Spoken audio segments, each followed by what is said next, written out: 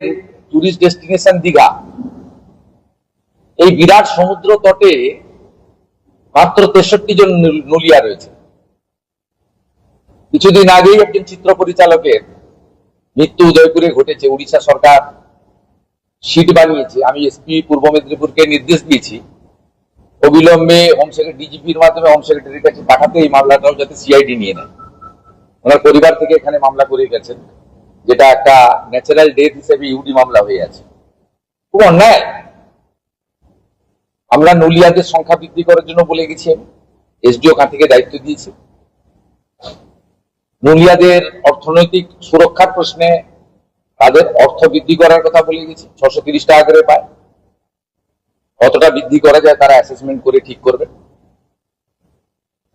আমার এই মিটিং থেকেই হেলথ সেক্রেটারিকে বলেছি এখানে নিউরো সার্জেন্ট, কার্ডিয়াক এবং অর্থোপেডিক সার্জেন্ট পাঠাতে, 100 বেডের মিনিমাম হসপিটাল করতে দীঘা, 5টা আইসিইউ, 5টা এইচডিইউ, 5টা বাচ্চাদের SNCU, trauma ambulance, AC dead body career, minimum একটা ইম্পর্টেন্ট টুরিস্ট স্পট।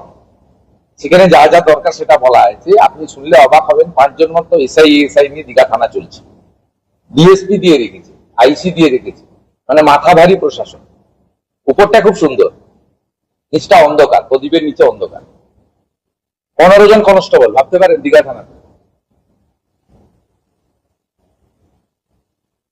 আর এ তো বললে অনেক সময় লেগে যাবে।